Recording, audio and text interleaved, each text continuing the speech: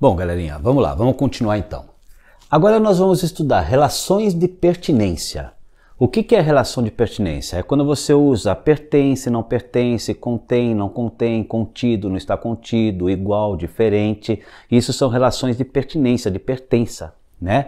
Então nós temos aqui as relações de pertinência que nós vamos estudar e paralelamente a essas relações de pertinência, nós vamos ver algumas relações de conjuntos, igualdade entre conjuntos, por exemplo, tá?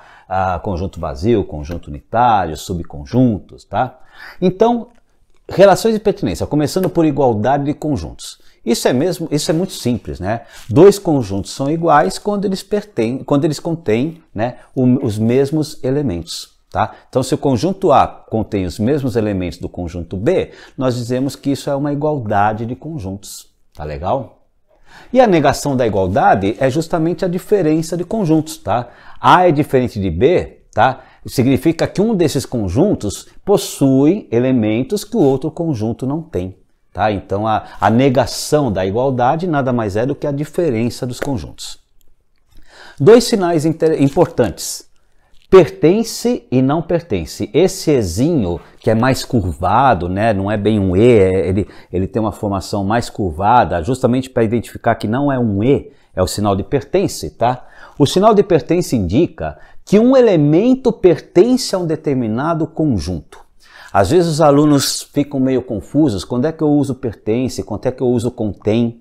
Veja bem, você usa o pertence ou não pertence quando você relaciona elemento a um conjunto. Então toda vez que você quiser estabelecer uma relação de elementos em um conjunto, você usa o pertence e o não pertence, tá? Então o pertence indica que um elemento pertence a um determinado conjunto, tá? Exemplo, 3 pertence a P. Falando do conjunto dos números primos que a gente viu no vídeo 1, tá? Na aula 1. Então isso significa que o número 3 pertence ao conjunto P. O número 3 pertence ao conjunto dos números primos. Agora, quando você tem o sinal de pertence com um traço, né, ou uma reta, um segmento de reta cortando esse sinal, tá? Significa que ele não pertence, tá? Indica que um elemento não pertence a um determinado conjunto. Repare mais uma vez, uma relação de elemento para conjuntos, você usa o pertence ou não pertence, tá? Depois você vai ver o contém, não contém, tá? Como é que a gente trabalha, tá bom? Então, por exemplo, o número 4 não pertence ao conjunto P. Ou seja, o número 4 não pertence ao conjunto dos números primos, tá? Até porque o 4 ele não tem apenas 2 divisores comuns. Ele tem o 4, 2 e o 1. Então ele tem mais do que 2 divisores comuns. Tá legal? Então o sinal de pertence, o sinal de não pertence é usado quando você relaciona elementos para conjuntos. Beleza? Muito bem. Conjunto universo, tá? Conjunto universo é quando você declara, tá, o conjunto no qual todos os elementos do conjunto considerado pertencem. Vamos falar de tecnologia, por exemplo. Quando você vai trabalhar com programação de computadores, eu falo bastante disso porque minha formação também é em TI, trabalhei muito tempo com análise e desenvolvimento de sistemas, né? Então o que acontece? Quando você fala num algoritmo, num programa de computador, muitas vezes você vai declarar uma variável e você vai definir qual é o tipo dessa variável. Essa variável vai receber números inteiros, essa variável vai receber números reais, tá? Então, quando você está fazendo isso, você está declarando o universo dessa variável, tá? Ou seja, o conjunto no qual todos os elementos do conjunto dessa variável pertencem. Tá? Então, é o conjunto no qual todos os elementos do grupo considerado pertencem. Conjunto universo dos números primos é formado por todos os números primos, né? Então, o conjunto, aqui eu estou atrás do Campo de Marte, de vez em quando tem barulho de avião, né? Moro aqui coladinho ao Campo de Marte, né? Aqui em São Paulo. Então, o que acontece? Conjunto universo dos números primos é formado por todos os números primos.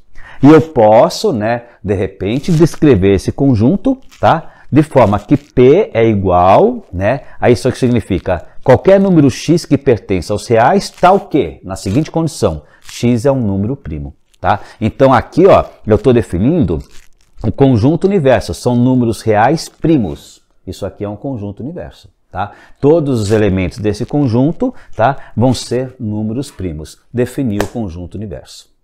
Tá legal? Muito bem. Conjunto unitário, esse é simples, como o próprio nome diz, né? Conjunto unitário é todo e qualquer conjunto que possui um único elemento. Então, por exemplo, eu tenho um conjunto P, é o x, é uma variável x, tal que x é um número par e primo. O único número par primo é o 2.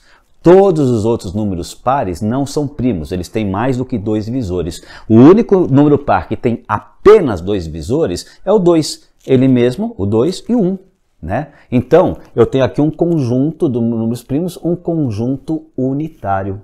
Né? Então, conjunto unitário é o conjunto que contém apenas um elemento. E nós temos o conjunto vazio. Obviamente que o conjunto vazio é aquele conjunto que não possui elementos. Tá? Então, por exemplo, números primos menores que 2. Não tenho. Né? O 1 é número primo. Não, o 1 possui apenas um divisor comum. Ele mesmo, e o 1 é um divisor apenas. Tá? Então, na verdade, eu não tenho números primos menores que 2. Eu represento um conjunto vazio, tá? Ou com as chaves e um vazio dentro, ou com uma bolinha cortada ao meio. Tá? Então, essas são as formas de eu representar um conjunto vazio. Eu nunca represento dessa maneira, ó, vazio do vazio. O que é? Um buraco negro isso aqui? Eu não represento dessa maneira, tá? Então, eu represento conjunto vazio com as chaves e nada dentro, ou com uma bolinha cortada ao meio. Beleza, galerinha? Agora a gente vai falar em subconjuntos na aula 3, tá bom? Então vamos lá, carregue a aula 3. É nóis, vamos lá, carregue.